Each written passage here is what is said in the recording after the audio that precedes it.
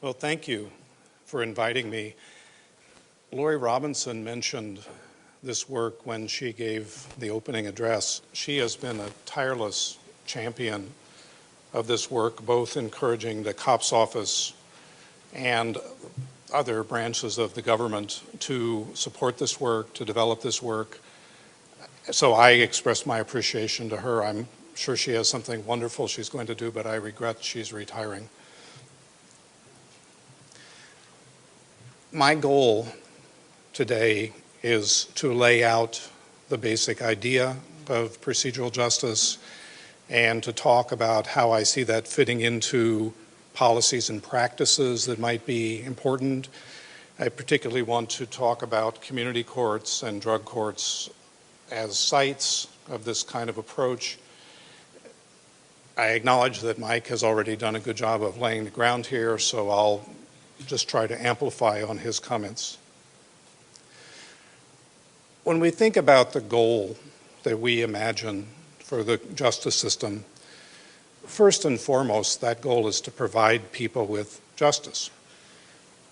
In addition, however, there are other goals that are important. One is to make decisions that people are actually willing to accept and abide by. And another is to retain and enhance public trust and confidence so that people view the courts as essentially entitled to exercise authority. They come to them when they have problems, and then related to that, they accept the court's resolution of those problems. I think I don't need to say to the people in this room that the traditional adjudication model has problems achieving at least these latter objectives. There are two big literatures that have developed over the last 25 years, one on the general public and the high volume courts that the general public deals with, whether it's traffic court, family court, whatever, and then the more specialized courts that deal with more serious criminal felony type adjudication. In both cases, there's been a lot of difficulty with the court's ability to secure compliance with court directives, cooperation when the court sets up a rehabilitation program, for example, especially over time. And obviously there's volumes written about lack of trust and confidence among the general public in the legal system. In the wake of these difficulties, many alternative kinds of courts have developed. Most of the courts that are listed here have been discussed in at least one of the panels at this meeting. They are all different in some ways, but also all very similar. Well, the question that I think I am best able to address for you is, how can we be helped in our effort to deal with adjudication and alternatives to adjudication by knowing how the public evaluates the courts? Both those members of the public who happen to be in a particular court going through some court procedure, and the public more generally when it's asked to evaluate how the courts are managing our problems. Another way to put that is, what do people want when they deal with the courts? What are they looking for? It's through research on that question that procedural justice has developed as an idea. Procedural justice in its basic formulation is fairly straightforward and not something that I imagine that anyone would really dispute. And that is that when people are dealing with some authority, like a judge or a mediator, they're not only concerned about the outcome, they're also concerned about how that person processes their problem, how they make decisions, how they treat them, and that this influences how they react to the outcome. What I think is a stronger statement that emerges from decades of research is that actually people focus more strongly on their perception that the authority they're dealing with is or is not managing their problem through fair procedures.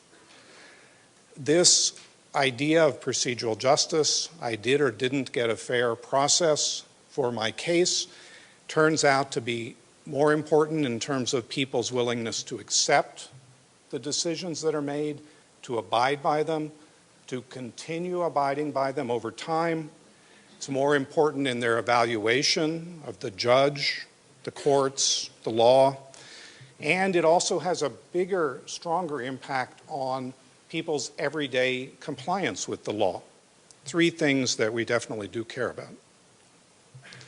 Now, I'll talk in more detail about procedural justice later, but just to give you a sense for what I'm talking about, when we do studies of people in court or mediation, we constantly find that these are the four key issues that are on their minds when they talk about being fairly or unfairly treated through the process of the disposition of their case. Two of the issues are about the quality of the decision-making, voice. Was I given an opportunity to present my evidence, to state my case before decisions were made? Neutrality. Did the decision maker make the decision based upon neutral principles, legal rules, not their own prejudices or biases? Quality of treatment. Was I treated respectfully as a person? Were my rights as a citizen respected? And finally, trustworthiness. Do I believe that the decision maker sincerely tried to consider the needs and concerns of the different parties and do something that is best for those people? So four core elements, what people mean by a fair or an unfair procedure. But why should you be interested? As I've already mentioned, you should be interested because a large body of research now shows that procedural justice works in the sense that if people feel they get those elements of fair procedure, they're much more willing to accept decisions, they have much more positive views about the legal system. But I also think that the people in this room might be particularly interested because this body of research and the line of argument that's flowing from it is very supportive of what you're doing. That is, it supports building alternatives to adjudication, and it supports approaches that try to promote community involvement and try to focus more on what the community wants, how the community is experiencing legal procedures. Well, let me start with just one example showing that this argument that I'm making about procedural justice works. I'll use an example study from two cities in California, Oakland and Los Angeles. It's a study of the acceptance of decisions made by judges in courts. People could either have gone to court because they wanted help or they could have been required to come. And it's deliberately designed to identify and sample three major ethnic groups: whites, Hispanics, and African Americans. Well, if you think about someone who comes to court, you could have three images of what might matter to them based upon the experience that they end up having. One is the favorability of the outcome. During the mediation session this morning, it was pointed out that by the time people get to court, they're really interested in vindication. So they may be focused on whether they win or lose.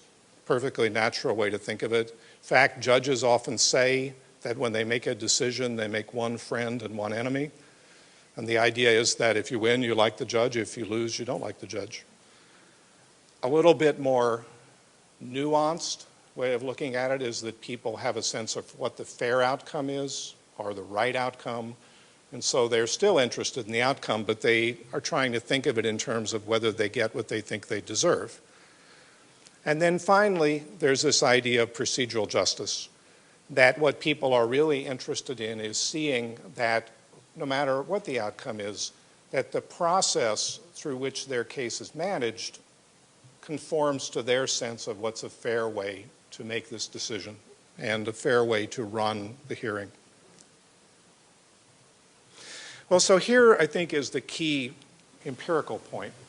If we take those three ideas, I got a good or bad outcome, I got a fair or unfair outcome, the hearing or the adjudication was fair or unfair in its procedures, and we look at the weight that each of those judgments has in whether or not people say that they're willing to accept the decision. That is, I accept this decision, I'm going to abide by this decision, I'm not angry about it, I'm not going to resist it, I'm not going to appeal it, I'm going to follow it.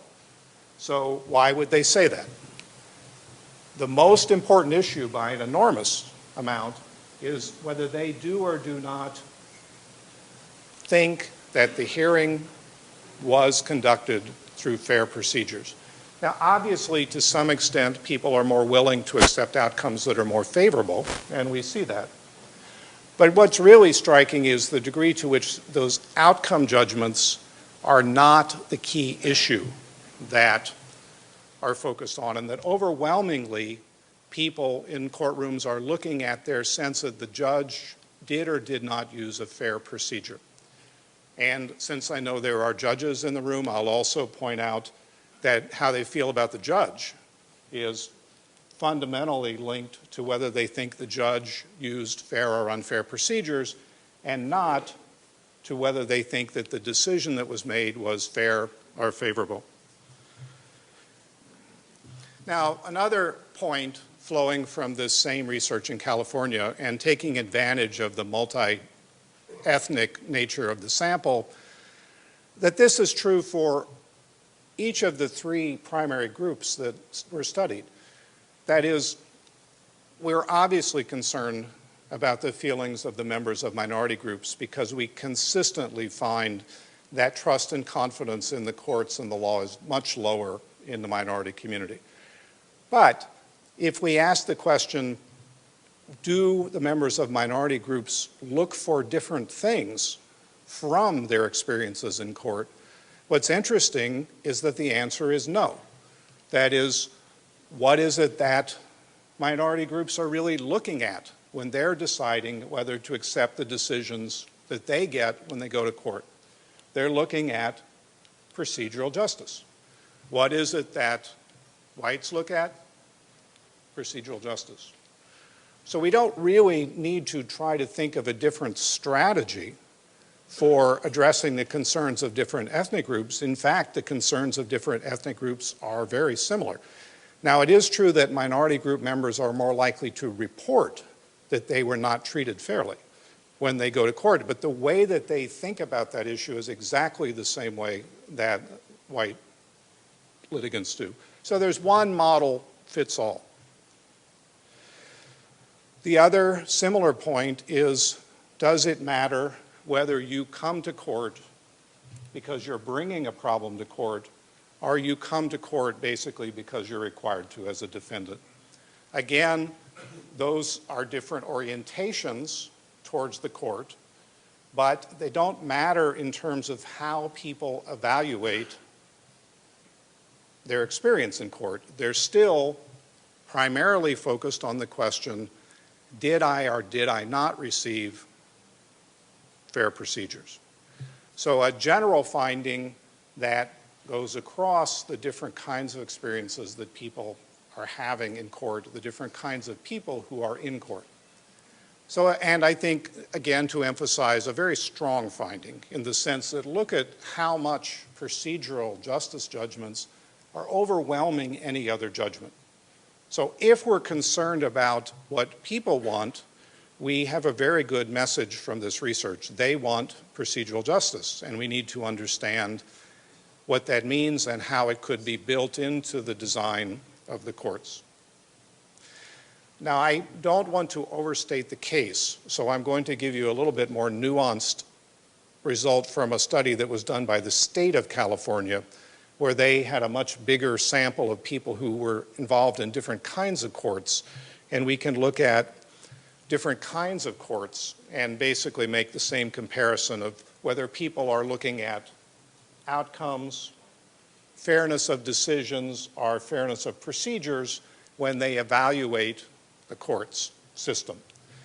And what's important here is that, again, for many kinds of experience, and particularly the high volume kinds of experiences that the California courts were particularly concerned about, small claims in traffic court, family court, criminal court, the same finding, overwhelming procedural justice effect on people's trust and confidence in the courts.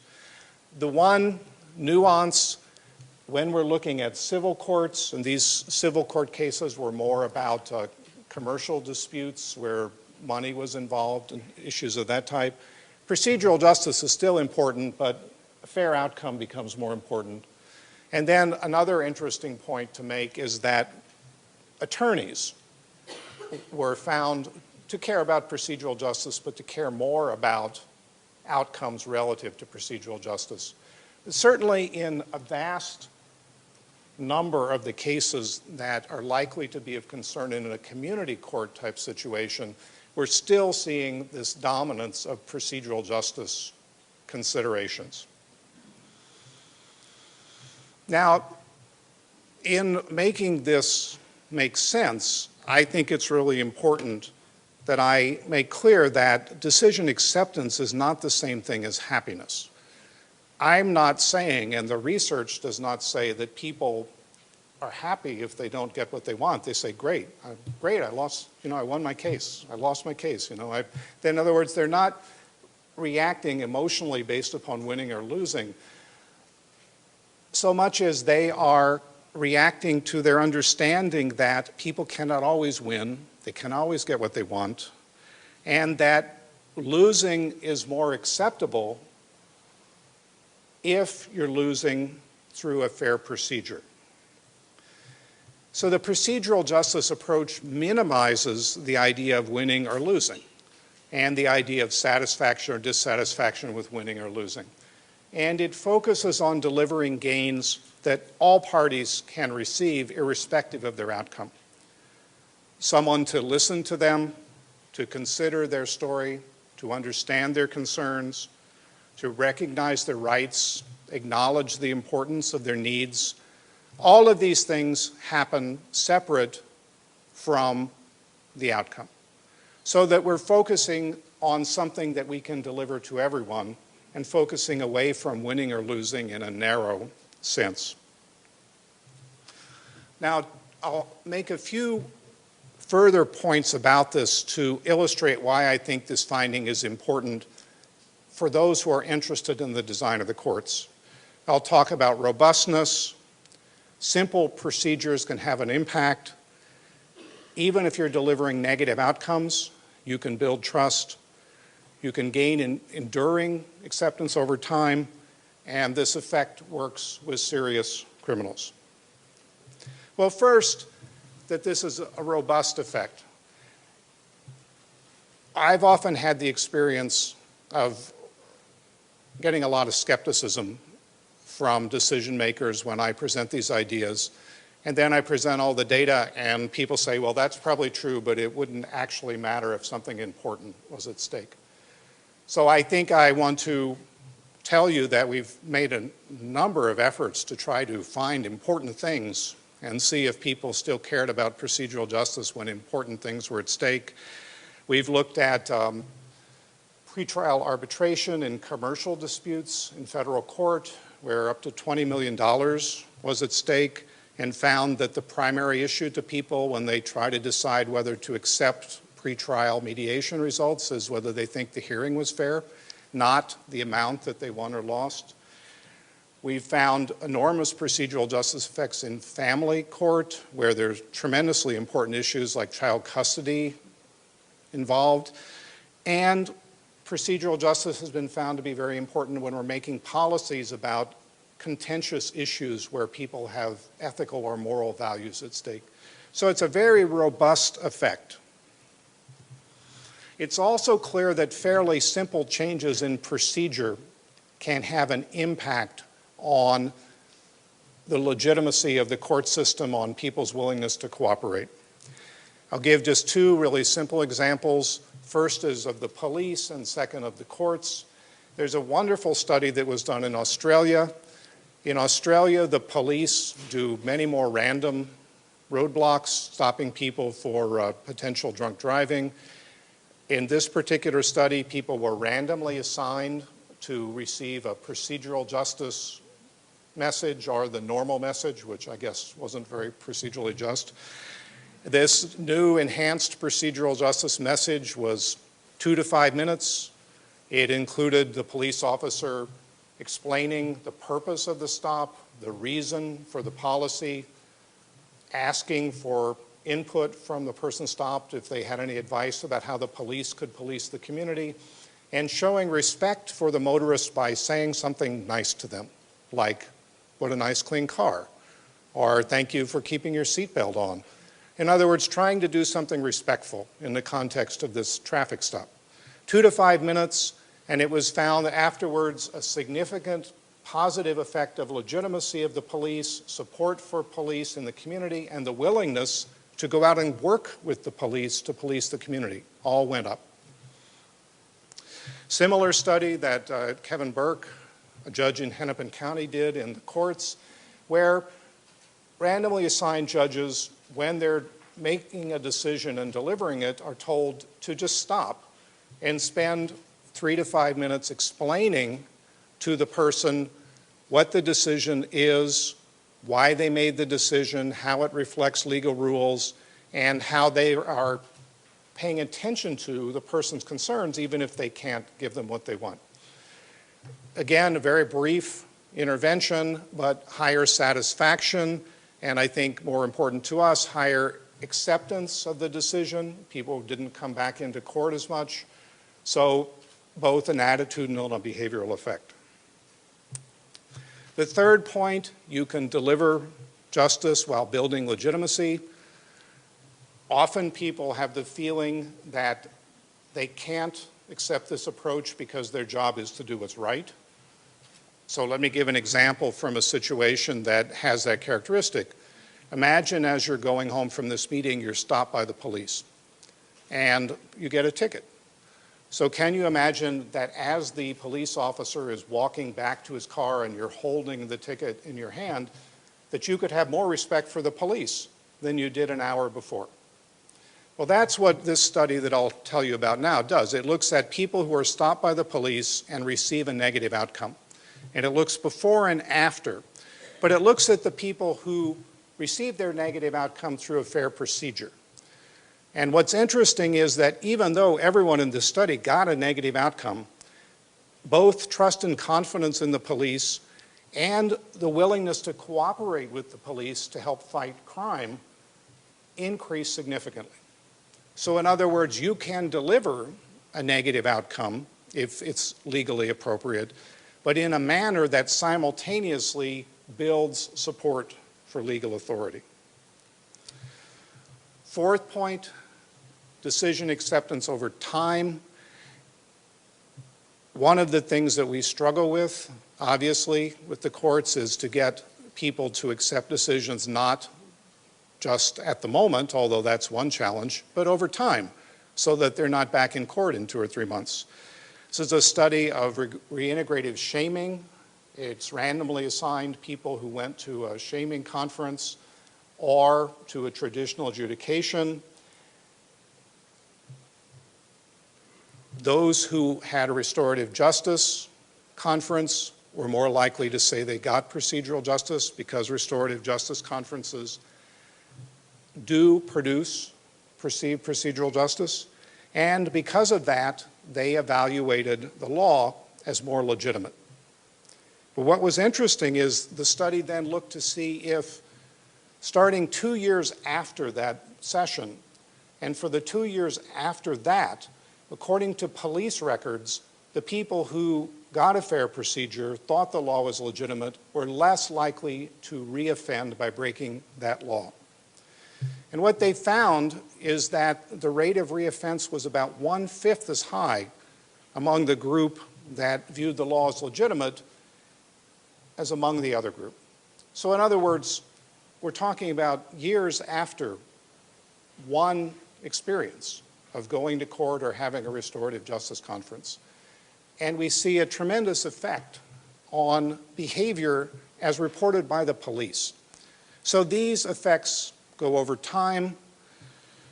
Mike mentioned some other experimental research on drug courts that also shows effects over time.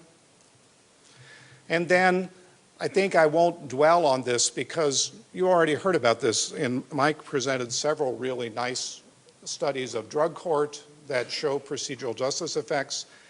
But I'll just make the point that research shows that across the arc of the criminal justice system, procedural justice is helpful. Procedural justice in prisons significantly reduces violence in those prisons. When people experience procedural justice upon reentry, it lowers the rate of recidivism. So even among a group of serious criminals, we're seeing big effects. One example, this is the MERS project that you just heard about. It's the Ceasefire Project. Basically, as Emily said, this is a reentry project. When people come back from prison, they've been in prison for violent crime that's related to gun use, they have a session with attorney generals and other police officials, but the session is designed around procedural justice in some of the same ways that we just heard about in the Australian case. Instead of being lectured to, the way I'm lecturing to you, the offenders sat around a table with the law enforcement officers. They talked about the desire for the offenders to do well and the interest of the community in helping them to do that. Tried to treat them with respect, tried to listen, give them voice, as opposed to merely saying, if you break the law, we'll catch you and put you back in prison, which is the traditional approach. And this project found a 40% reduction in violent crime among these offenders in the years after that. So that's just a 2-hour meeting, and you're just changing the content of that meeting along the lines that we've been hearing about in some of these panels to emphasize concepts like we're working on this together, we care about your needs and concerns, we want to work with you and hear your side of the story, we are concerned about your well-being, we want you to do well.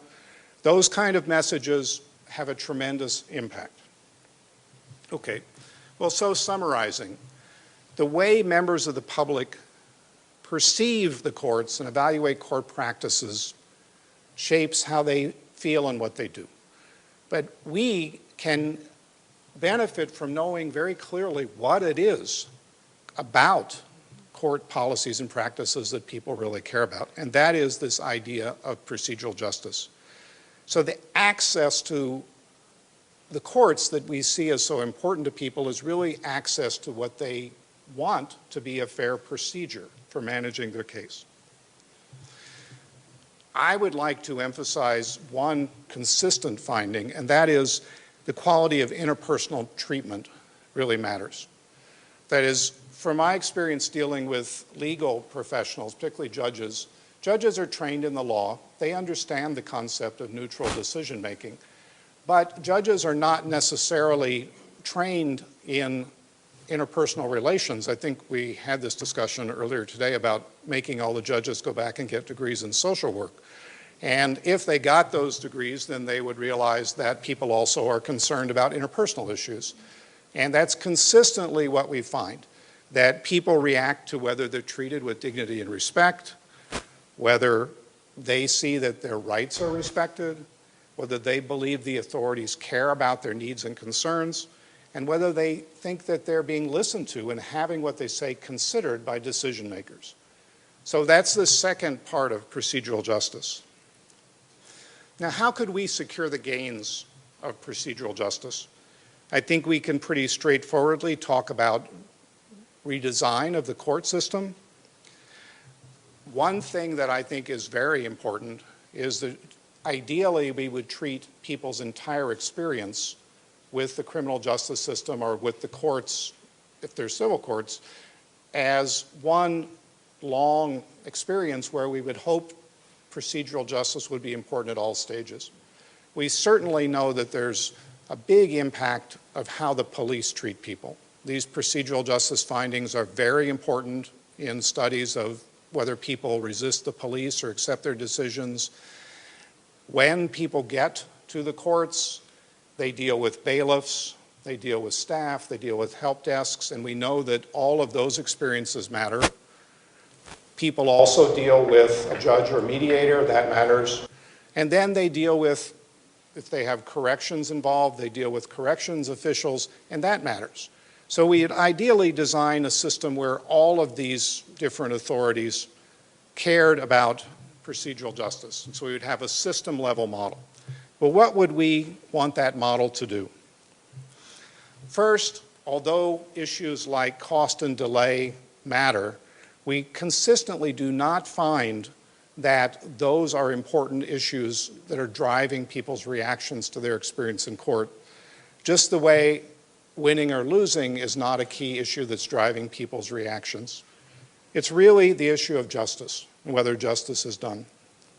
So let's focus on these 4 key issues that I talked about. This is an example from that study in California that I mentioned, just to show you that when people talk about fairly treated or unfairly treated, they're really considering 4 different issues at the same time. One is voice, neutrality, respect, and trustworthiness. And they're not paying much attention, again, to the outcome. So that's an important point from my perspective. People are pretty sophisticated. We consistently find that they distinguish these 4 different aspects of their experience, and they consider all of them distinctly when they're trying to decide if fairness has occurred. Well, voice is the first. People want an opportunity to tell their side of the story in their own words. This is fairly straightforward. I think that the case management implications are also pretty straightforward. What we need is we need for people to have forums where they can tell their side of the story. This is one of the reasons that mediation is so popular. People feel that they can speak. And ironically, we actually find that criminal defendants rate plea bargaining as a fairer procedure than a trial, because they say that in plea bargaining, they're actually asked what they think should happen. They get to talk about what they would think the right sentence would be, so they get voice. Neutrality. People come to the courts because they respect judges as neutral, principled decision makers. And I think an important point that I would make is that they're usually right, that judges usually are making their decisions in neutral, principled ways, but they often don't provide the information that allows people to actually know that. That is, it's not enough to just be doing that. It's also important that people understand that you're doing that. And that's why giving people information is so important, so that people see how you're making decisions, how you're evaluating evidence, explaining what's going on, explaining legal rules, providing information about procedures so that people are not confused. We've heard about help desks, that's one example. But basically, people need to see that decisions are being made neutrally. Respect, this is something that's very much of concern to people who have come before authorities, that their concerns are taken seriously, that they're being treated with respect, that their rights are acknowledged. So we need to train everyone involved to try to think about whether they're treating the public with courtesy, with politeness. Now, I've found that, particularly among the police, if you talk about a customer service model, you get lots of very negative looks. And so I would emphasize that I'm not saying that courts are stores. It's not that you're clerks and it's your job to be nice to the customers. But people are entitled to feel that they're being taken seriously, that their complaints, their claims are being taken seriously, that they're being taken seriously. And so it's important to explain to people what their rights are, to acknowledge their rights, and to acknowledge things such as the right to complain. One of the interesting findings that I've seen from research is if you tell people that they have the right to complain and you make it easy for them to do that, like give them a letter, here's how to complain, people usually don't complain. They're very comfortable with the idea that they have the right to complain and that they know how to do it, and that seems to eliminate a lot of the anxiety that might actually lead someone to complain. And finally, trust. What do people really care about when they deal with an authority? They want to believe that that authority is sincere and caring, that that authority is trying to listen to them, trying to understand the issues, trying to do what's right for the people involved in the situation, and acting in the interests of the parties, not their own interests. And again, this is probably often true, but how can people be made to see that? What we need to do is we need to communicate to people that they have been listened to. Obviously, giving them a chance to speak is important to showing them they're being listened to, but also acknowledging what they say so that they know that they have been listened to, and acknowledging that you considered what they said when you made a decision, even if you didn't do what they asked. People constantly report frustration over things like, I'm telling my story and the judge is signing papers, which seem to them to suggest that the judge is not considering what they're saying, not taking it seriously. They get upset when they feel that 5 seconds after the trial seems to be over, the judge issues a decision, seeming to have not considered the case very seriously. Decision makers can communicate their motivations by explaining how they've considered arguments, why they're making the decision that they're making, and obviously, if necessary, explaining how they're following rules. I think that the point of all of this and a redesign that might go along these lines is that we gain these objectives that I mentioned. We gain decision acceptance that's maintained over time. We diminish anger and defiance. We create legitimacy. And obviously, again, I don't think I have to say to the people in this room, many of the kinds of courts that you already work in reflect these different ideas. I think that this is a body of research that supports what you're doing, argues that what you're doing is important, argues that it should be more central to the design of the courts. And I'm pleased to say that California has already taken this one step further. They have already made procedural fairness one of the centerpieces of court design. They have a 5-year plan. They have these wonderful books that they've put together. And it's a general idea of a seamless system where at every level, everyone you deal with is concerned about being fair, enacting procedural fairness. So you have this experience throughout dealing with the courts. It's been said, David Weisberg said, although I think he was talking about research funding, I think it's also true of court funding. We don't have any money.